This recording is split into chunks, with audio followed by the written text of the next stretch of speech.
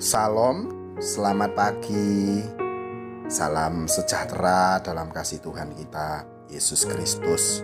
Saya bersyukur kalau pada pagi hari ini bisa dipercayakan oleh Tuhan untuk dipakai Tuhan menjadi kepanjangan lidah Tuhan untuk menyampaikan kebenaran firman Tuhan. Saya percaya ini bukan menjadi rutinitas kita, tapi menjadi sebuah gaya hidup kita, supaya hidup kita diberkati oleh berkat-berkat rohani.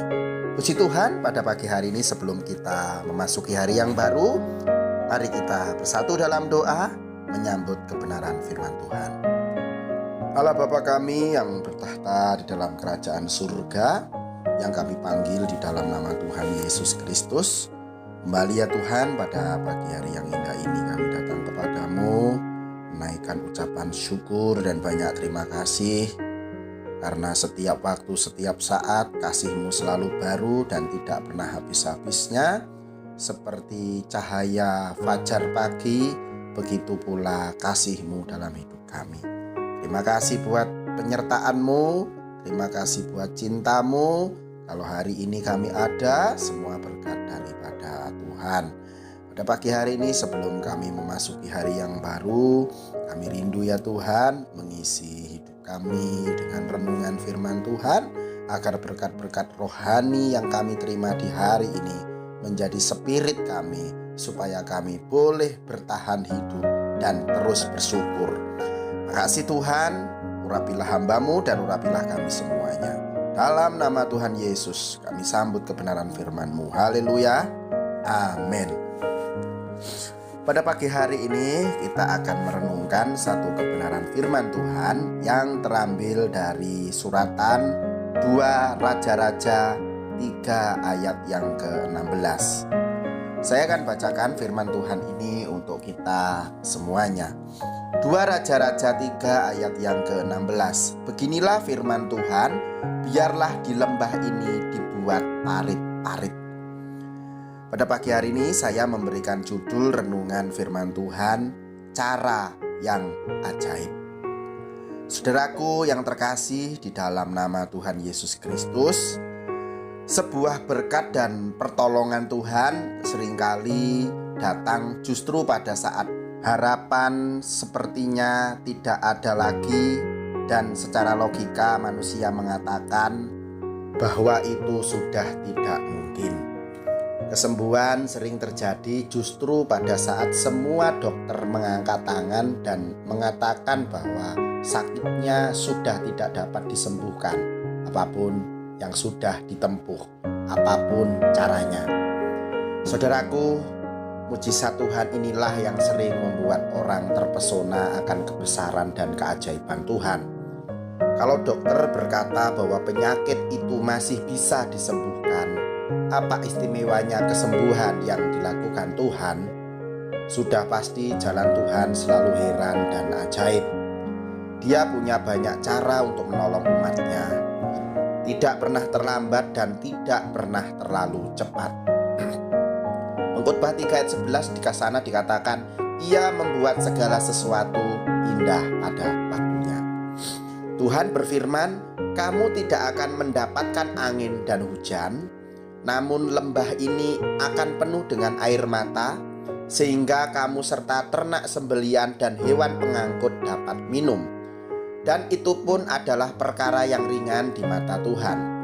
Juga orang Moab, dan diserahkannya ke dalam tanganmu. 2 Raja-Raja 3 ayat 17-18.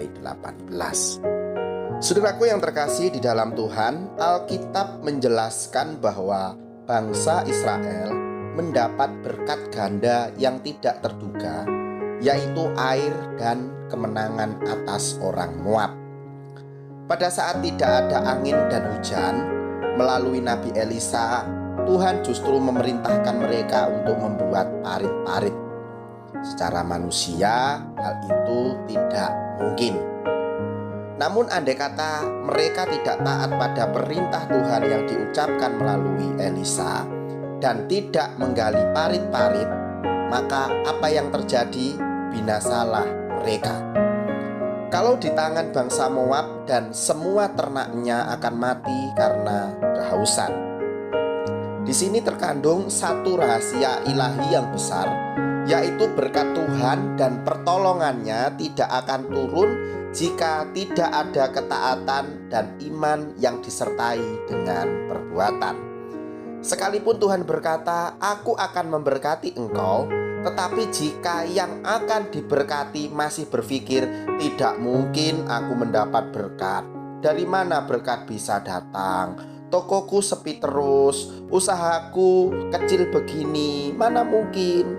Maka yang terjadi, berkat Tuhan itu pun tidak akan turun. Sebab orang itu sendirilah yang menyumbat parit-paritnya, sehingga hujan tidak curah. Berkat dan pertolongan Tuhan datang secara ajaib. Tidak perlu kita reka-reka atau pikirkan caranya. Cukup percaya dan beriman saja.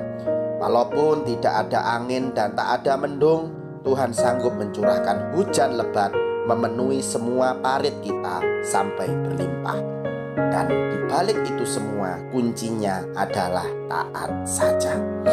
Saudaraku yang terkasih di dalam Tuhan, kebenaran firman Tuhan pada pagi hari ini boleh mengajarkan kepada kita pertolongan Tuhan datang secara ajaib.